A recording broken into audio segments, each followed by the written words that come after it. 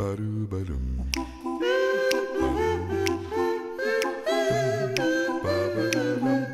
Bam. Bonjour Patrice. Bertrand, bonjour. Alors aujourd'hui Patrice, tu as encore fait un choix étonnant, puisque on va parler de notre société à travers le regard d'une auteure. Elle se nomme Delphine de Vigan et elle traite d'un sujet d'actualité que l'on pourrait classer du voyeurisme ou d'exhibitionnisme. Qui ne l'est pas à travers les médias, la télévision, Facebook, Instagram et tous ces réseaux sociaux, YouTube et autres. Vivre pour être vu ou vivre par procuration. Alors, les enfants sont rois, c'est un slogan de 1968, Enfants rois. Donc, c'est le titre de ce roman, qui est bien un roman. Mais c'est un roman qui m'a perturbé énormément, parce que je fais partie des gens qui ont vu naître le téléphone portable. Bien sûr. Bien sûr.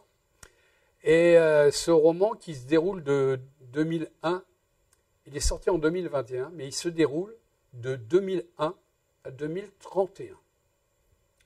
Une petite partie seulement, moins d'un tiers du roman, sur la fin, toute la grande partie du roman se déroule aujourd'hui. On ne sait pas exactement quand, mais il se déroule entre 2001 et 2031, mais aujourd'hui. On peut imaginer que ça se déroule aujourd'hui. On découvre une famille qui vit grâce aux réseaux sociaux et comment ces réseaux sociaux, qui n'ont tout sauf, à mon avis, le social ont tout à voir avec le voyeurisme dont tu parlais tout à l'heure, et qui vont avoir une influence énorme sur leur vie à eux quatre. La mère, Mélanie, le père et les deux enfants. Une influence de quelle manière? En changeant leur vie, en voulant s'adapter Alors, vivre pour être vu. Au début du roman, on comprend pourquoi. C'est jamais dit, mais on comprend pourquoi cette fille, Delphine, en fait, elle prend sa revanche sur quelque chose qui s'est passé tout au début du livre, dont je ne parlerai pas. Et elle prend sa revanche. Et elle utilise, alors je ne sais pas si ça existe vraiment, mais je pense que oui. Je ne suis pas assez les réseaux pour savoir. Mais en tous les cas, je suis d'accord avec elle, c'est hyper dangereux. Parce qu'elle utilise ses enfants pour se mettre en valeur, elle. Ah oui. Et elle devient ça existe. addict. Ouais, moi, je l'imagine bien, parce que... En les mettant en scène Du matin au soir. Ouais. Elle fait des stories. Elle les emmène dans un magasin. Au début, elle investit. Donc, c'est elle qui... Mais après, elle a des millions, des centaines de milliers de followers, de suiveurs, de fans. Et donc, les marques lui envoient des produits et elle crée... Mais ça, c'est pas un roman, c'est la vérité d'aujourd'hui. Non, mais voilà, de ces influenceurs. Oui, ben, ça le raconte à travers deux personnages fictifs. Ça le raconte bien parce que ça nous le fait, pour ceux qui ne connaissent pas, découvrir. Et moi, j'avais les yeux grands écarquillés. Hein. Souvent, je me dis, mais... D'ailleurs, je te demande, toi qui es plus réseau que moi, est-ce que ça existe en vrai? Bah oui, on est tous un peu voyeurs en fait. Hein. Non, mais est-ce que ça existe des chaînes sur YouTube? Bien sûr. Qui parlent d'une famille? Oui, un peu avec le phénomène de type Love Story, on a mis des caméras dans des lieux un peu fermés et forcément maintenant, bah oui, il y a de plus en plus de chaînes de ce type. Mais juste avant d'aller un peu plus loin, quelle analyse tu fais le côté voyeurisme, est-ce qu'il est vraiment arrivé avec les réseaux ou est-ce que les réseaux répondent à une demande? Enfin, moi je suis pas jeune, et tout le monde le sait, mais honnêtement, on était un petit peu voyeurs des voisins, ça s'arrêtait là.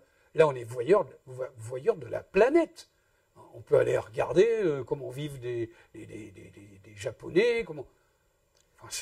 Sans plus avoir de contact, sans plus d'échange. Sans les connaître, on Ouais. devient... Enfin, moi, ça me... Je suis pas... Alors, ce roman est un très bon roman. Je ne suis pas un fan des réseaux. Ça, c'est clair, c'est net. Et parce que, d'abord, c'est chronophage. Et que c'est... Le démontre... C'est addictif aussi. Hein. Et c'est dangereux. Enfin, c'est dangereux et pour les gens qui suivent et pour celui qui est suivi. C'est-à-dire que Mélanie, elle devient contrainte et forcée de filmer tous les jours quelque chose. De mettre une... C'est le principe, des réseaux, influenceurs. des influenceurs. Donc les marques, les grandes marques lui envoient des produits et il faut que les enfants... Et alors ce qui me gêne dans ce récit, c'est qu'elle utilise ses enfants. Et on va voir que tout ça, ça a un résultat pour le moins surprenant. Alors tu disais que justement, c'est Delphine, me semble-t-il, la fille, elle veut se C'est une venger fille, de quelque chose. Elle veut se venger de quelque chose.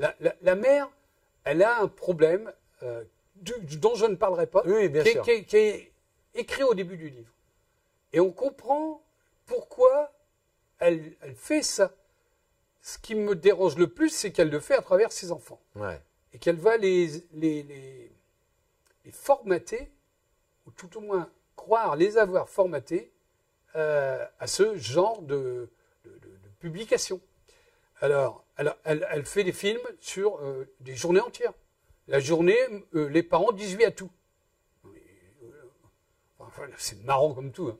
C'est-à-dire que pendant une journée, elle filme, elle dit oui. Donc je veux ça, je veux ça, je veux ça. Oui, oui. Si l'enfant dit à sa mère, je voudrais une Ferrari, elle va être obligée de dire oui et de l'acheter. Il n'y a pas dans le film ce genre de résultat, mais ça pourrait arriver. Mais finalement, c'est un regard qu'elle porte sur notre société et c'est une manière qu'elle nous amène à réfléchir, peut-être, non?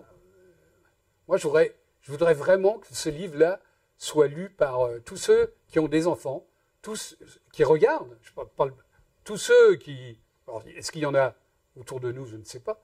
Mais tous ceux qui utilisent ces réseaux pour se mettre en avant et que peut-être qu'ils comprennent à la fin que c'est pas si valorisant que ça. La vie, c'est pas ça. La vie, c'est pas une... La vie, c'est toi et moi. C'est le contact, c'est l'échange. Voilà, pourquoi on se connaît depuis toujours. Parce que là, c'est plus de la communication. Il y a certains canaux, mais c'est pas bidirectionnel. C'est quelqu'un qui s'exprime, point. Ouais, mais non, il y a des likes. On peut pas échanger. Bon, alors, il y a des likes, il y a des partages, il y a des mots, mais tout ça, c'est fictif. Alors, tu disais que c'est de 2001 à 2031. Donc, la naissance de ces réseaux, de la téléphonie et de ces moyens de communication. C'est le début de cette opération-là. Jusqu'à nos jours, donc on voit ce côté exponentiel. Et puis, on se projette jusqu'en 2030. Alors, 2031. avant d'arriver à 2031, elle n'est pas toute seule, la fille.